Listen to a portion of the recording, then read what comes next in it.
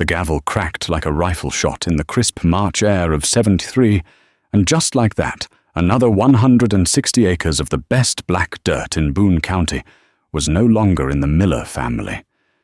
It belonged to Dale Bishop now. I stood at the back of the crowd, leaning against the rusty fender of my old Farmall H, the one my dad bought new back in '48.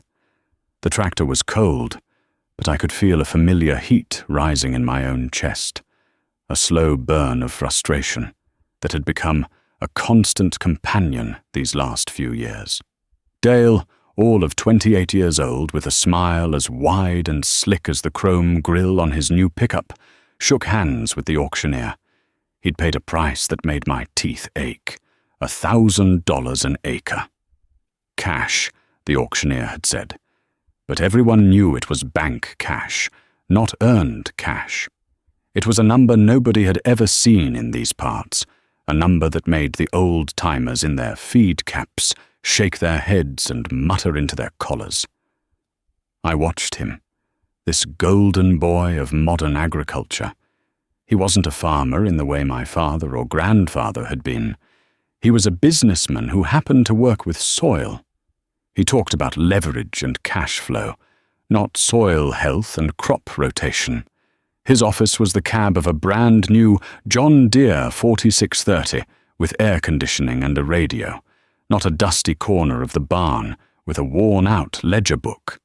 He saw me watching and swaggered over, his new boots crunching on the gravel drive. He was a big man, soft in the middle from too much time sitting and not enough time turning a wrench.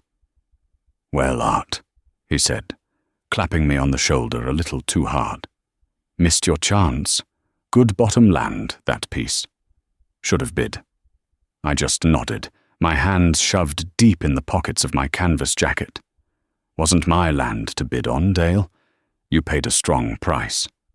You got to spend money to make money," he recited, the banker's gospel. He gestured with his chin toward my old Farmall. "You still using that thing? My grandpa had one of those." He chuckled. "You know, for what I just paid for that dirt, you could buy 10 of those new International 1066 tractors, turbocharged. Think of the acres you could turn." I pulled a hand from my pocket and ran it over the faded red paint of the H's hood. The metal was thick, honest American steel. I'd rebuilt the engine myself 2 winters ago, knew every shim and bearing by heart. "She starts every time," I said quietly, "and she's paid for." Dale's smile tightened. That was the phrase he hated, the one that got under his skin because he couldn't understand it. Paid for. To him, it meant stagnation. It meant missed opportunity. To me, it meant freedom. It meant a good night's sleep, no matter what the price of corn did. "Suit yourself, Jensen," he sniffed, turning to leave. "But the world's moving on. You're going to get left in the dust, trying to farm a section with museum pieces." I watched him walk away and climb into his Ford F-250, the one that still had the dealer tags on it. He was right in a way. The world was moving on. Prices for land, equipment, and fertilizer were climbing a ladder to the moon. The government was talking about a big grain deal with the Russians, and the man on the radio said we had to feed the world. The bankers, like Mr. Harrison down at Boone County Savings and Loan, were handing out money like it was seed catalog season. Get big or get out. That was the new commandment. But I remembered other times.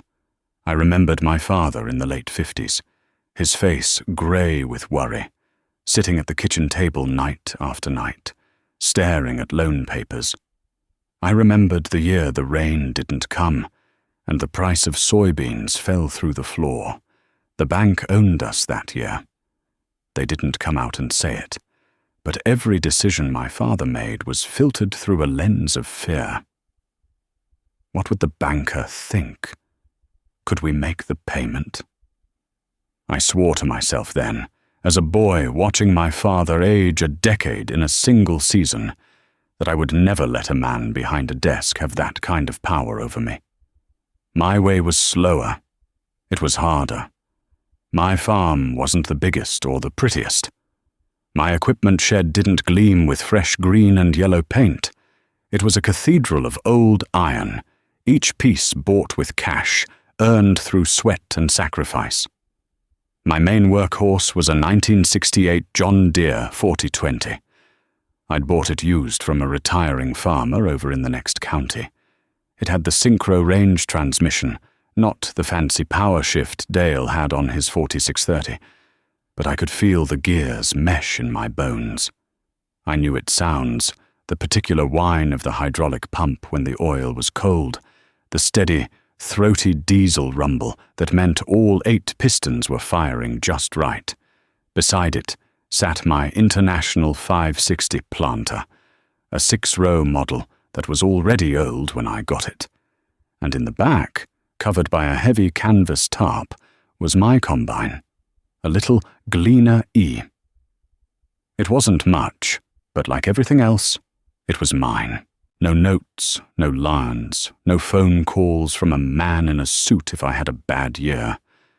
Dale thought I was a relic, a stubborn fool clinging to the past. Maybe he was right. But as I watched his new truck disappear in a cloud of dust, a question formed in my mind, one I've turned over ever since. And before we go any further with this story, it's a question I want to ask you. What do you think is the smarter path?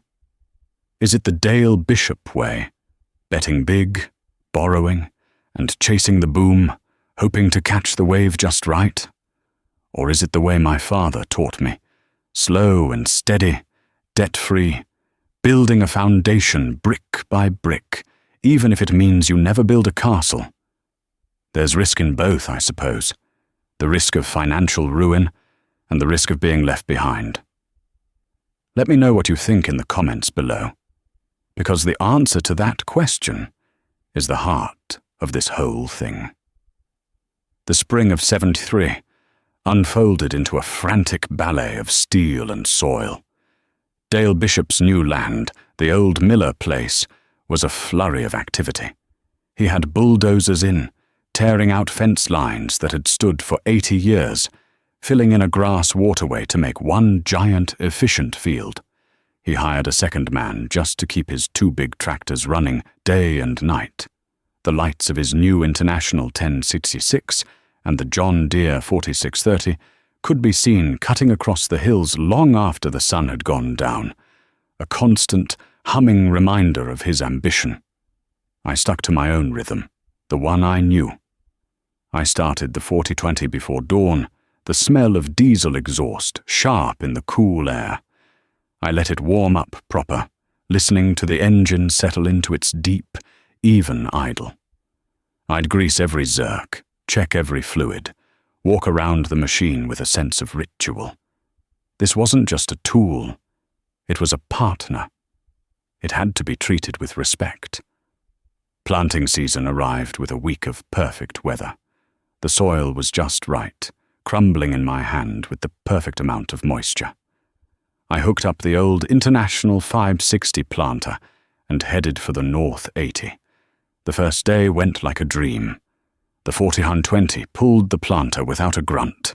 The markers cut clean lines in the tilled earth, and the gentle click-clack of the seed plates dropping kernels into the furrow was the sweetest music a farmer could hear. On the morning of the second day, it happened. I was making a pass along the east fence line when I heard a sharp crack, followed by a grinding noise. I killed the throttle and shut down the PTO immediately. The silence that followed was heavy and absolute. I climbed down from the tractor, my heart sinking. One of the cast-iron brackets that held a seed hopper onto the main toolbar had sheared clean in 2. The hopper, full of 50 pounds of seed corn, was tilted at a sickening angle, its drive chain hanging loose. I swore, a single, sharp word that the wind carried away. It was a clean break, right through the thickest part of the casting. Fatigue. The metal was just old and tired. I walked back to the shed, a 2-mile trip that felt like 10. Dale Bishop drove past me on the road, his big 1066 pulling a brand new 21-foot disc. He didn't slow down, just gave a short, dismissive wave and roared past, kicking up a plume of dust that coated my clothes and gritted in my teeth. In that moment, his words from the auction echoed in my head. Museum pieces. Back at my workshop, I unbolted the broken pieces of the bracket and laid them on my workbench. The greasy, dark grey of the fractured cast iron stared up at me. My first call was to the International Harvester dealer over in Jefferson. Young Kid answered the phone. Didn't sound much older than my own son. Part number for a 560 planter, he repeated, a hint of amusement in his voice. Let me see here. Yeah, my computer says that part is obsolete. Hasn't been available for at least 10 years. We could order you a whole new planter, though. Got a John Deere Max Emerge on the lot. 12-row, liquid fertilizer. I hung up the phone. A new planter was out of the question. It would cost thousands. Money I didn't have liquid and wasn't about to borrow. My planting window was closing. Every day I wasn't in the field was yield I was losing. Panic, cold and sharp, tried to claw its way up my throat. I pushed it down. My father never panicked. He fixed things. My only hope was old Gus Mueller, down at the machine shop in town. Gus was pushing 70, with hands as gnarled as oak roots and glasses thick as bottle bottoms. He'd been fixing farm equipment in that some dusty, oil-soaked brick building since before I was born. I drove my pickup into town, the broken pieces wrapped in an old feed sack on the seat beside me. Gus was standing over a massive lathe, turning a piece of steel that screamed in protest.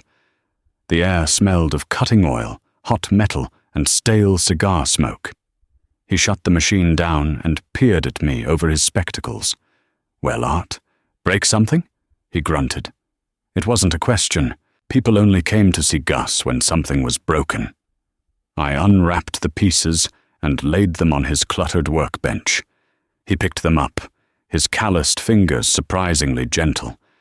He fit the two halves together perfectly. Sheared clean off, he observed. Cast iron. Tricky stuff. Can you fix it, Gus? He grunted again, rubbing his thumb over the fracture. Fix it. Son, with enough heat and brass, I could fix the crack of dawn. But it won't be quick, and it's got to be right. For the next 2 days, I became Gus's shadow. He wouldn't let me do the important work, but he let me watch. He spent hours meticulously cleaning the broken edges with a grinder, creating a V-groove along the crack. He explained that you couldn't just weld cast iron like regular steel. It was brittle. It would just crack again next to the weld. The secret was brazing. He fired up his oxyacetylene torch, the hiss and pop filling the shop. He heated the entire bracket slowly, evenly, until it glowed a dull cherry red. Got to get the heat soaked all the way through, he yelled over the roar of the torch. Heat it too fast in one spot, she'll shatter on you. Then came the artistry. With a brass rod and a can of flux, he began to fill the groove. The brass flowed like golden honey, sinking into the pores of the hot iron, stitching the two pieces back together. The smell of the burning flux was acrid and sharp. He built up the repair, layer by layer, making it stronger than the original piece. He let it cool slow, burying it in a bucket of sand to prevent it from cooling too fast and becoming brittle. The next day, we ground the repair smooth and re-drilled the mounting holes that had been slightly distorted by the heat. When he was done, he handed it to me. It was heavy, solid, and whole again. A thick, golden seam was the only evidence of the break. That'll hold her till the cows come home, Gus said, wiping his hands on an already black rag. Cost you $20. I paid him $40. It was the best money I'd ever spent. By the time I got the planter back together and running, I was 3 days behind schedule. Dale had finished his corn and was already starting on his beans. The talk down at the co-op was all about his progress. "That Bishop boy, he's a go-getter," I heard one farmer say to another. "Farms more land than any 3 of us, and finishes first." The banker, Mr. Harrison, was holding court by the coffee machine. "Dale understands investment," he said loudly, making sure I could hear. "He's not afraid to modernize. That's the future of farming right there." The whispers followed me down the aisles. "Still running that old IH planter, I hear. Broke down for 3 days. Stubborn as his old man." Even my wife, Sarah, who stood by me through everything, had a worried look in her eyes that evening. "Art," she said gently, as she ladled stew into my bowl. "Maybe Dale has a point. Maybe we should have at least looked at that new planter at the dealership. Mr. Harrison said the interest rates are still very reasonable." "And what happens when they're not reasonable anymore, Sarah?" I asked, my voice harsher than I intended. "What happens when the price of corn drops by $1? This stew, this house, that tractor in the shed, it's ours. All of it. I aim to keep it that way." She didn't say anything else, but the worry didn't leave her eyes. I finished my planting alone, under the silent judgment of my neighbor's progress. I had saved my planter, and I had saved my pride, but I felt more isolated than ever. The world was changing, and it was leaving me behind. Or so they all thought. The next few years were a blur of gold. The Russian grain deal went through, and the price of corn and soybeans shot into the stratosphere. It felt like you couldn't lose. For the first time in my life, farming wasn't just a struggle to break even, it was profitable. Wildly profitable. The checks from the elevator were bigger than my father had ever seen in his entire lifetime. For Dale Bishop, it was like pouring gasoline on a fire. The boom confirmed everything he believed. He was a genius, a visionary. With the backing of the ever-smiling Mr. Harrison, he used his soaring profits and the skyrocketing value of his land as collateral for more. He bought another 320 acres from a retiring farmer who couldn't believe his luck at the price he was getting. Dale didn't even haggle. His equipment fleet became a rolling showcase of the latest and greatest. The 1066 was traded for a brand new International 1466, a beast of a tractor with a quiet, air-conditioned cab and a tape deck. He bought a second one the following year. His fields were immaculate, weed-free, planted in perfect rows that stretched to the horizon. He built a new ranch-style house for his family, on a hill overlooking his expanding empire, with a big picture window so he could survey his domain. He was the undisputed king of Boone County agriculture. I saw him at the grain elevator one afternoon in the fall of '77. I was waiting in line in my old C60 truck, the one with the tired 3IC6 engine, to unload my corn. He pulled up alongside me in a shiny new grain semi, the chrome gleaming. He rolled down his electric window. "Still using that old truck, Art?" he yelled over the noise.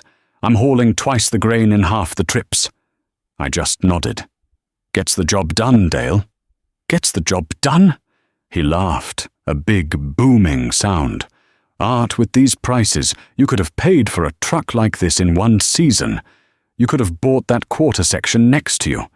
You're sitting on a gold mine, and you're still digging with a teaspoon. You're a fool." He wasn't entirely wrong. I was doing well.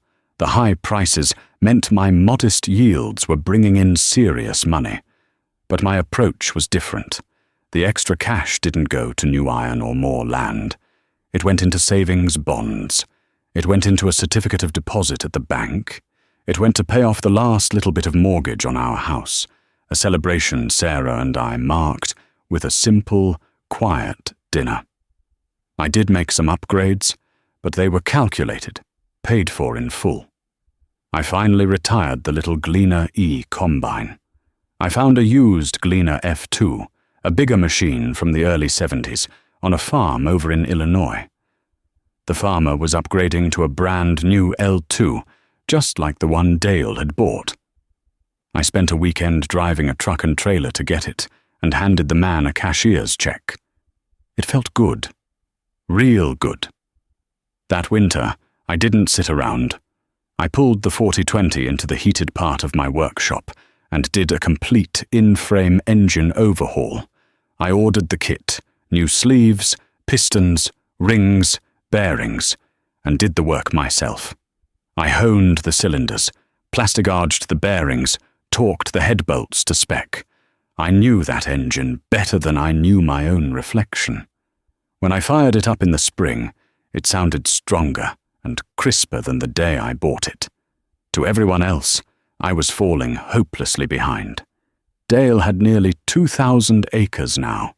I was still farming my original 500. He had millions of dollars in assets. My net worth was a fraction of his. But it was all solid. It was all mine. The community saw his new house, his new trucks, his wife's new Lincoln Continental. They saw my faded coveralls, my 10-year-old pickup, and the same piece of land my grandfather had broken with a team of mules. They saw a man who was afraid, a man who lacked vision. But as the 70s drew to a close, a subtle chill began to creep into the air, a chill that had nothing to do with the coming winter. I'd be in my workshop late at night, listening to the news on the radio, while I replaced the bearings on the F2's cylinder bar. The announcer's voice, usually so full of optimism, started using new words. Words like inflation, prime rate, and Federal Reserve. He talked about interest rates climbing from 7% to 10%, then to 12%. I saw Mr. Harrison, the banker, at the post office one morning. The easy, back-slapping smile was gone. He looked tired. There were new lines around his eyes. He gave me a curt nod and hurried on his way. That night, a storm blew in from the northwest, rattling the windows of the house. I lay in bed, listening to the wind howl. Sarah was asleep beside me, but my mind was racing. I thought about Dale's massive operation, all that land, all that new equipment.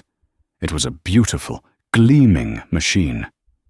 But it was all held together with borrowed money, and the cost of that money was going up every single day. I felt a cold knot tighten in the pit of my stomach. It was the same feeling I'd had as a boy, watching my father stare at his loan papers at the kitchen table.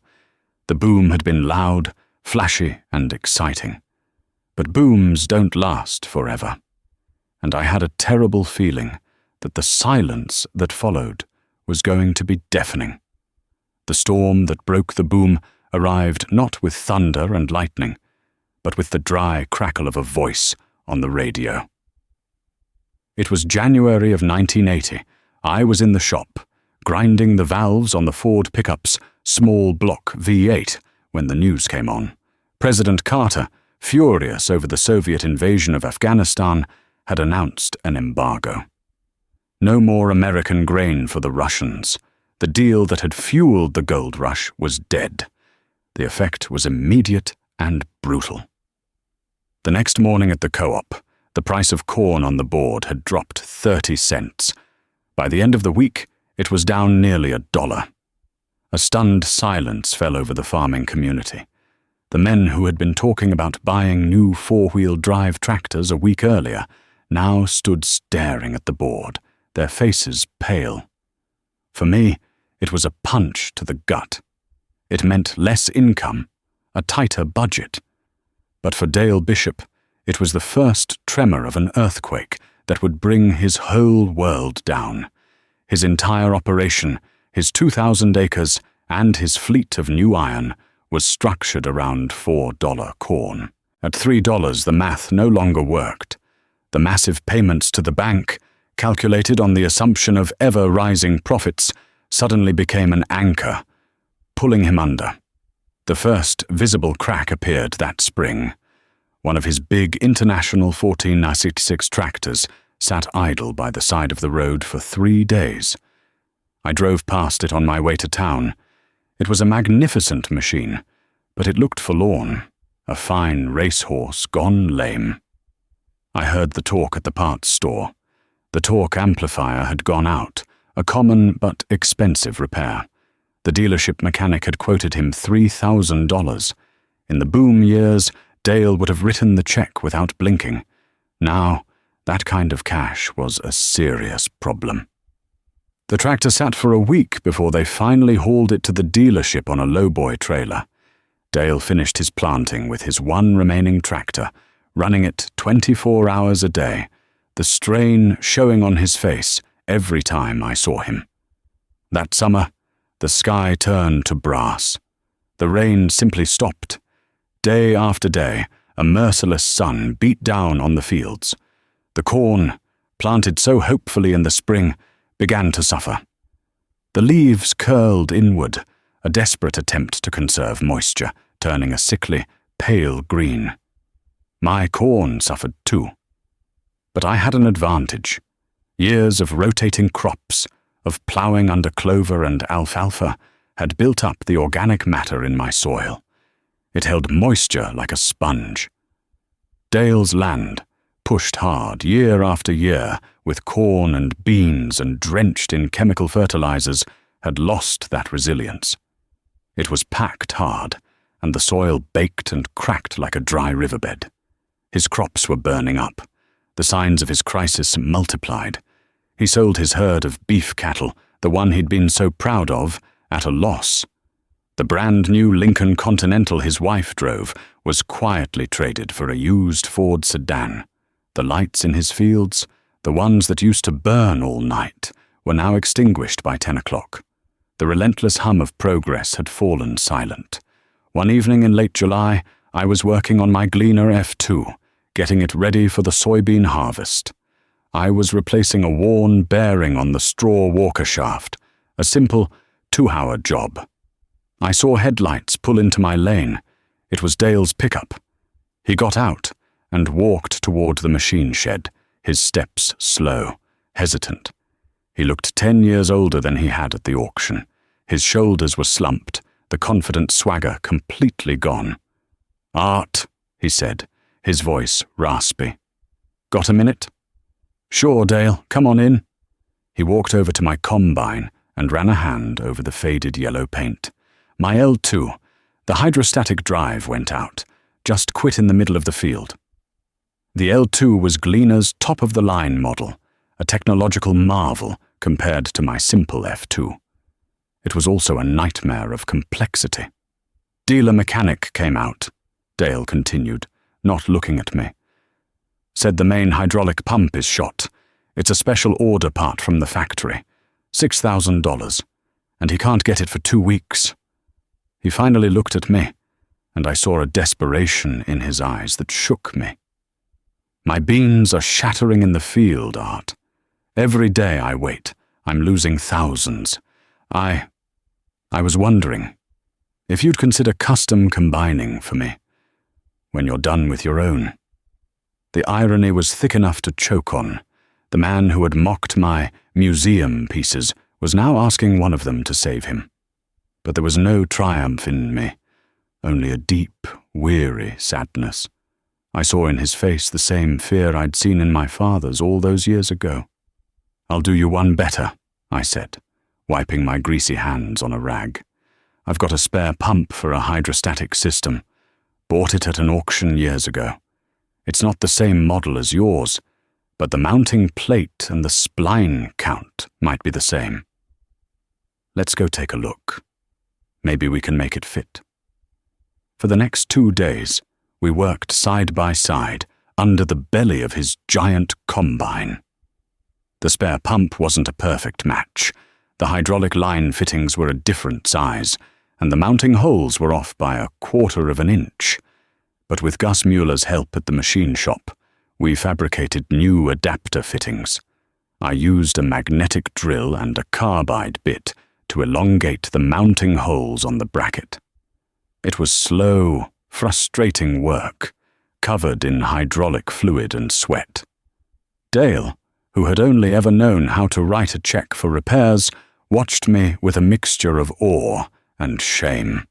On the evening of the second day, we filled the system with fluid, bled the air out of the lines, and I told him to start it up. He climbed into the silent, air-conditioned cab. The engine turned over, and the big diesel roared to life. He tentatively pushed the hydrostatic lever forward. With a soft whine, the massive machine crept forward. He pulled it back, and it stopped. It worked. Dale shut the engine off and just sat there in the cab for a long minute. When he climbed down, his eyes were wet. He tried to offer me money, but I refused. "Just get your crop in, Dale," I said. "That's payment enough." He saved his soybean crop, but it was like using a bucket to bail out a sinking ship. The drought had cut his yields in half, and the low prices meant even that wasn't enough. The real storm was still coming.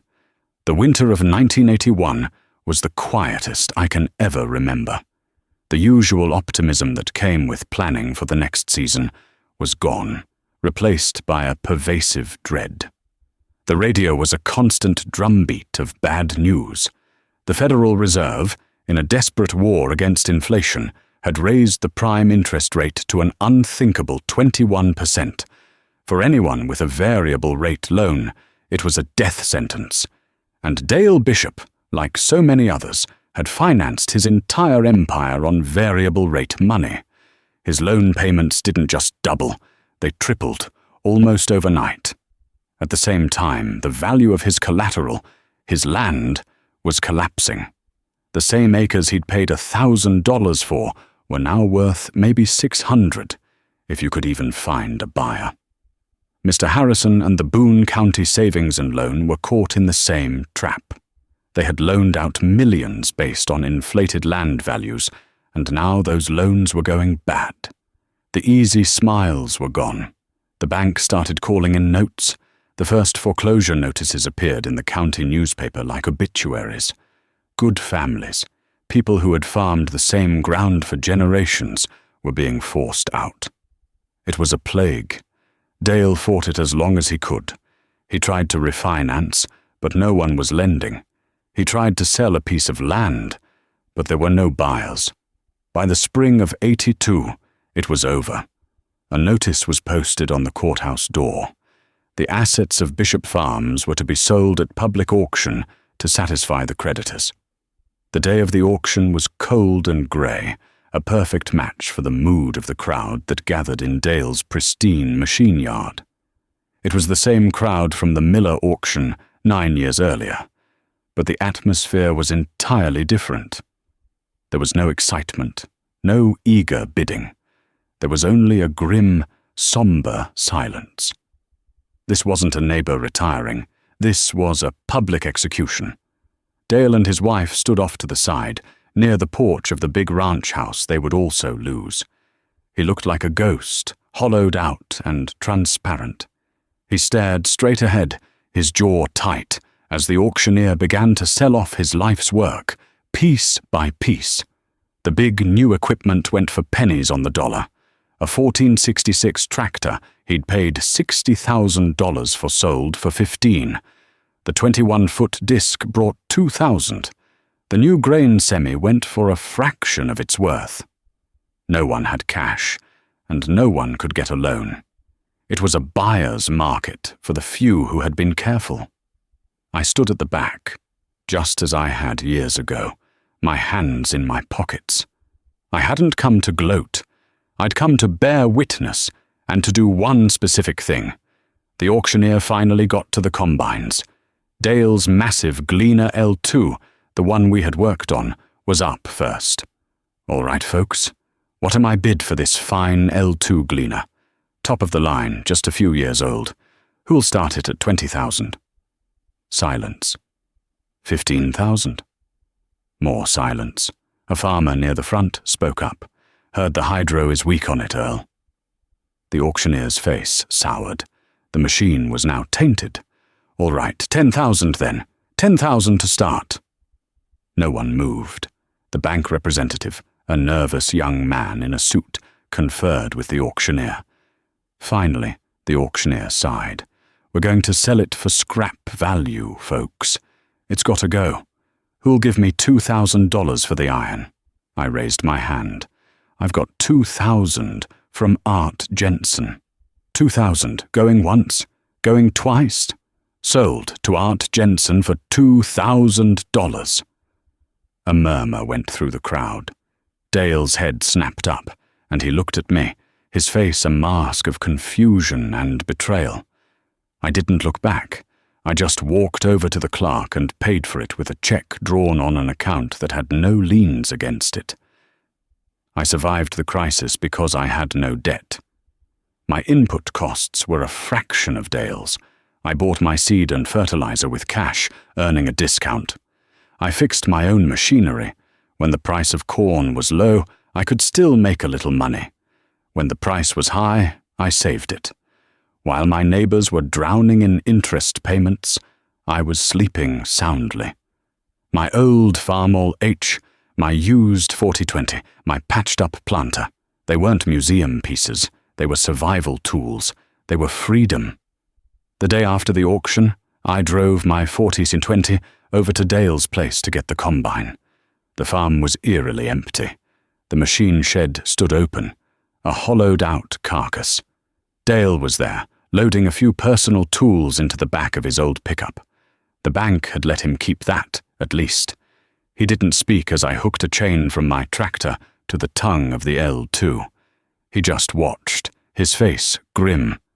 The big combine looked pathetic, a dead giant being dragged away for scrap. The main charge pump is weak, he said, his voice flat. It's what sends the pressure to the main hydrostatic pump. That's why the drive is failing. It's a $5,000 part. I nodded. I know. I figured that out when we were working on it. He looked at me, confused. Then why did you buy it? It's junk. No, I said, climbing onto my tractor. It's not junk. It's just broken. I towed the L2 back to my workshop and parked it in the corner. For the next month, in my spare time, I worked on it.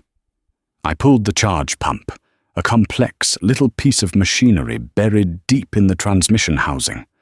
I took it apart on my workbench, laying out every gear, every spring, every seal on a clean rag. The problem wasn't catastrophic. A keyway on the main drive shaft had been sheared, and a pressure relief valve was stuck open. It wasn't a $5,000 problem. It was a $50 problem, if you had the time and the knowledge to find it. I ordered the parts and put it all back together, carefully, torquing every bolt to spec. A month later, Dale's old farm, the Miller place he had bought with such fanfare, came up for sale. The bank was desperate to get it off their books. They were asking $500 an acre. I went to the bank and talked to Mr. Harrison. I made him an offer, $400 an acre. Cash. He took it without hesitation. The gavel had cracked once more, and the land was mine. That fall, I harvested my corn, not with my old F2, but with the Gleaner L2. I had repainted the faded spots, tuned the engine, and fixed a dozen other small things. It ran like a top, the big diesel purring, the air conditioning blowing cold in the cab. It was the finest machine I had ever operated, and it was paid for. One afternoon, I was finishing the last few rows on the old Miller place when I saw a pickup parked on the road. It was Dale. He was just watching me. I finished the pass, shut the machine down, and climbed out. I walked over to him. We stood there for a long time, not saying anything, just looking out over the rows of golden stubble. "You got it running right," he finally said. "She's a good machine," I answered. He kicked at a dirt clod with the toe of his worn boot. "I was a fool, Art. I thought you were the one stuck in the past. But I was the one who was blind. I wasn't a farmer. I was a gambler who played at a table where the house always wins. You were just doing what everyone said was the right thing to do, I said. Get big or get out. Yeah, he said with a bitter laugh. Well, I got big, and I still got out. He looked at me, his eyes clear for the first time in years. What are you going to do with all this land? I'm going to farm it, I said, and I could use a good man to help me. Someone who knows this ground. Dale looked at me, stunned. You'd hire me? I'd be proud to, I said. Pay you a fair wage, and I'll lease you back the 80 acres where your house is. You can farm it for yourself, build something back up. The right way this time. No debt. Tears welled in his eyes, and he couldn't speak. He just nodded, and we shook hands. It wasn't a handshake of victory or defeat. It was a handshake of survival. The years that followed were quiet and steady. The farm crisis slowly receded, leaving deep scars on the community, but also a hard-won wisdom. The talk at the co-op was no longer about leverage and cash flow. It was about soil health and managing costs. The flash and swagger were gone, replaced by a quiet respect for those who had weathered the storm. Dale became my right-hand man, and eventually, my best friend. He farmed his 80 acres with a small, used tractor and an old John Deere combine he'd rebuilt himself. He never borrowed another dollar from a bank. My own son, Tom, grew up in the shadow of that crisis. He spent his childhood in my workshop, learning the difference between a box end wrench and a flare nut wrench. I didn't teach him how to farm. I taught him how to fix things.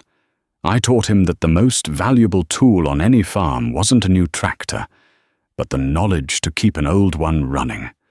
I taught him that true wealth wasn't measured in acres, but in the absence of debt. One cool autumn evening, years later, I was an old man, my hands gnarled and stiff. I stood on the porch, watching the sun set over the fields. Tom was out there, harvesting soybeans with the 40-20, pulling a newer, bigger planter than my old International. But the tractor was the same. Its deep, throaty rumble was the heartbeat of our farm, a sound that had echoed across that land for over 50 years. Beside it, in the shed, sat the L2, still ready to work, a monument to a lesson hard learned. I looked at the land, the neat rows of stubble stretching to the horizon. I hadn't built a castle. I hadn't conquered the world. But the land was healthy, the sheds were full of honest, paid-for iron, and the house was warm. My father's fear was a distant ghost. I had held on. I had kept the farm, and more importantly, I had kept my freedom. And I knew, with a certainty that settled deep in my bones, that it was a foundation that would last